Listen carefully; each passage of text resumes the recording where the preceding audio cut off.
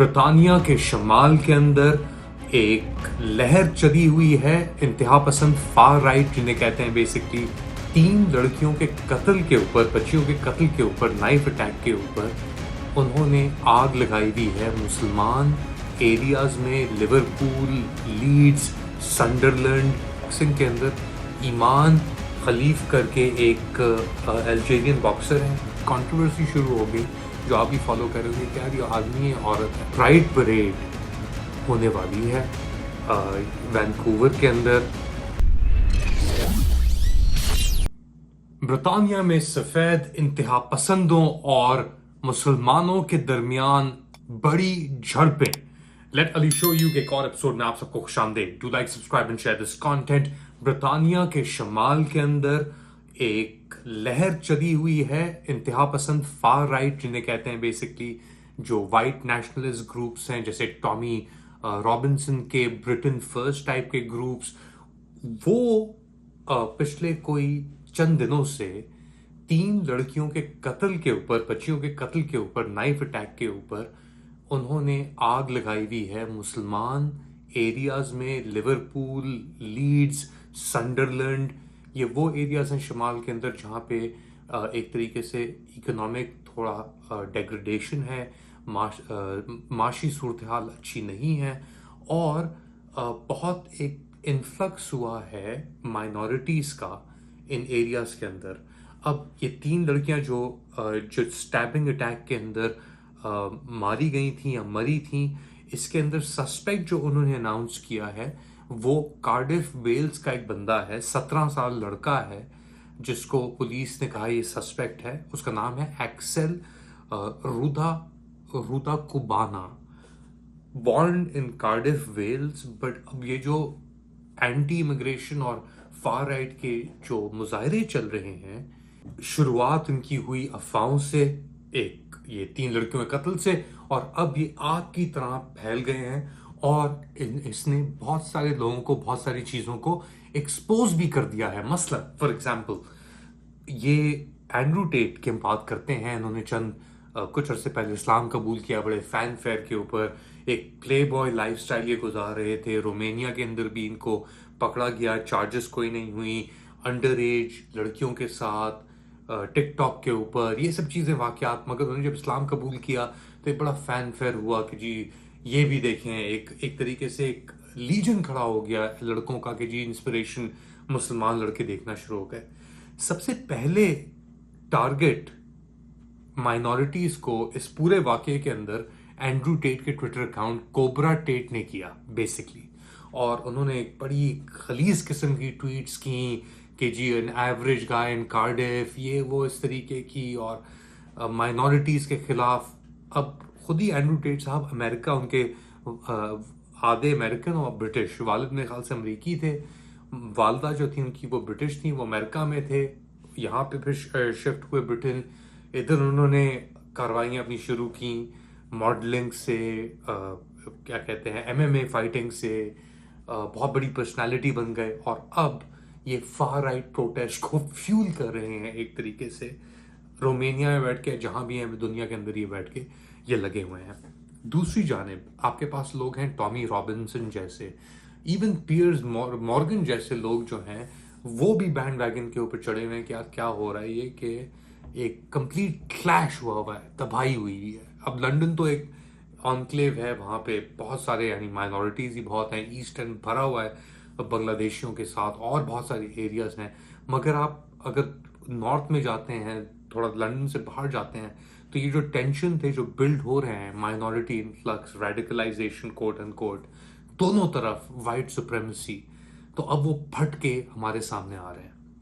और ना सिर्फ हम ये मनाजिर देख रहे हैं ब्रिटानिया के अंदर, ये तो वाकई ब्रिटानिया में जो हो रहा है बहुत ही खौफनाक और ख़तरनाक एक तरीके से एक रिवायत चली हुई है, और माइनॉरिटीज़ इस वक्त अपने आप को बहुत टेंशन में महसूस कर रही होंगी। स्पेशली पाकिस्तानी हो गए, और पाकि वहाँ पे एक ऐसा गंदा घिनौना किस्म का अल्फाज हो गया कि हर कोई भी ब्राउन बंदा नजर आए, वो हो ना हो पाकिस्तान से, पाकि गेट आउट, मारो उसे, पकड़ो।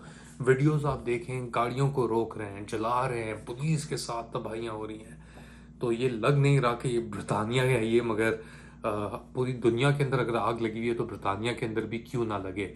और एक तरफ ब्रिटानिया में आग लगी हुई है, दूसरी जानिब आपके पास मेरे ख्याल से 100-150 किलोमीटर दूर हो रहे हैं ओलंपिक्स पेरिस के अंदर, 2024 ओलंपिक्स। और वहाँ पे भी मुसलमान और ये आइडेंटिटी पॉलिटिक्स को लेकर, इश्यूज को लेकर स्पोर्ट्स के अंदर, बॉक्सिंग के अंदर ईमान खलीफ करके एक अल्जेरियन बॉक्सर हैं। वो कुछ हैं तो खातून मगर पैदा हुई थी कुछ एबनॉर्मेलिटीज के साथ, जहाँ पे उनके बॉडी के टेस्टोस्टेरोन बिल्डअप या प्रोडक्शन ज़्यादा थी कंपेयर्ड टू अदर फीमेल्स।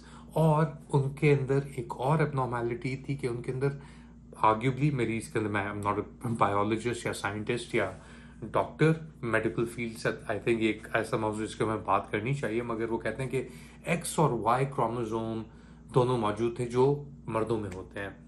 तो खैर एनीवेज, उन्होंने इटालियन एक करीनी करके बॉक्सर को 45 सेकंड के अंदर ही आउट कर दिया। यानी वो उन्होंने एक मुक्का खाया, जैब खाया राइट से, और वो फिर उन्होंने कहा मैं नहीं लड़ सकती। और उसके बाद एक कंट्रोवर्सी शुरू हो गई जो आप भी फॉलो करेंगे कि यार ये आदमी है, औरत है, और एक बर्रात शुरू हुआ कि यार ये औरत तो लगती नहीं है ये। अब अल्जेरिया के अंदर बहुत कंजर्वेटिव सोसाइटी है, वहाँ पे ये ट्रांजिशंस कनाडा की तरह तो अलाउ नहीं होती। फॉर एग्जांपल यहाँ पे कनाडा के अंदर 4 अगस्त 4 अगस्त की हम बात करते हैं जी, तो 4 अगस्त को प्राइड परेड होने वाली है वैंकूवर के अंदर और टोरंटो के अंदर। और आप मनाजिर देख सकते हैं कि प्राइड परेड में क्या हुआ, कैसे हुआ, कैसे होता है। और ये पिछले सालों के हैं। अब जो आज के दिन होंगे उसकी भी मैं आपको थोड़ी कवरेज दिखाने की शुरू करूंगा कि यहाँ पे लिबरल और वोक एक तरीके से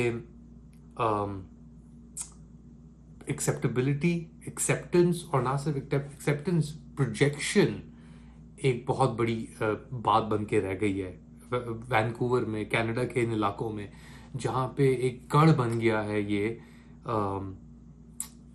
इन चीज़ों का। और इसके अंदर बहुत सारी और चीज़ें भी टाइड इन हैं। हमने भी इंतहा सफ़ेद इंतहा पसंदी की बात की, उसके एलिमेंट्स भी आते हैं पूरी इन मूवमेंट्स के अंदर। LGBTQ+ हो गया, या लेस्बियंस या होमोसेक्सुअल्स, या जो भी आप बात करते हैं, ट्रांस राइट्स। यहाँ पे फॉर एग्जांपल एक ट्रांससेक्सुअल मार्च हुई, ये प्राइड वीक चल रहा है बेसिकली पूरे कनाडा में। तो एक इख्तलाफी भी नुक्ता है ट्रांस मार्च के अंदर, औरतें मर्द, मर्द औरतें बनने का, मगर वो कहते हैं कि जी हम हैं तो हैं, हमें एक्सेप्ट करो। अब ये पूरा एक तरीके से एक निज़ाम चल रहा है यहाँ पे। अमेरिका के अंदर भी हमने तासुर देखा, बाइडन साहब, कमाला हैरिस की पूरा एक आप एक्सेप्टेबिलिटी, और कुछ चीज़ें एक्सेप्टेबल हैं, कुछ चीज़ें बिल्कुल एक्सेप्टेबल नहीं है। एक खतरनाक स्लिपरी स्लोप के ऊपर चल पड़े हैं बेसिकली। अब इससे किस तरह बचा जाए, कैसे निकला जाए, ये हमें नहीं पता। बट खैर, दुनिया में ये सब चीज़ें एक तरफ हो रही हैं, और फिर आपके पास इजराइल और गाजा के अंदर जो हो रहा है, नेतन्याहू साहब का दिमागी तवाज़ुन जो है वो लगता है बिल्कुल ही फारिग हो चुका है। और बाइडन और नेतन्याहू साहब के दरमियान, बाइडन साहब तो वैसे ही चल पड़े हैं, मगर जो उनके हैंडलर हैं उनके और नेतन्याहू साहब के दरमियान भी इख्तलाफात बढ़ रहे हैं। प्रेशर माउंट हो रहा है सीज फायर का, और खबरें अंदर से ये आ रही हैं स्पेशली हारिट्स के IDF और शिन बेत, मोसाद सीज फायर अभी चाहते हैं। नेतन्याहू साहब सीज फायर कतई नहीं चाहते। जो 84 या 100 के लगभग हॉस्टेजेस बचे हुए हैं, नेतन्याहू साहब ने उनका भी से फातिहा पढ़ लिया है, मगर इसने बहुत फ्रस्ट्रेशन क्रिएट की हुई है। जो इजरायली हाई कमांड है एक बेबसी सी है, क्योंकि कोई ऑपोजिशन नहीं बची अब नेतन्याहू साहब के खिलाफ, सिवाय चंद जर्नैल IDF के अंदर and so on so forth. So वो भी एक बहुत खतरनाक सिचुएशन है जिसे मैं क्लोजली फॉलो कर रहा हूं आपके लिए। फिलहाल इतना ही, अपना ख्याल रखिएगा, अगली बार तक अल्लाह हाफिज।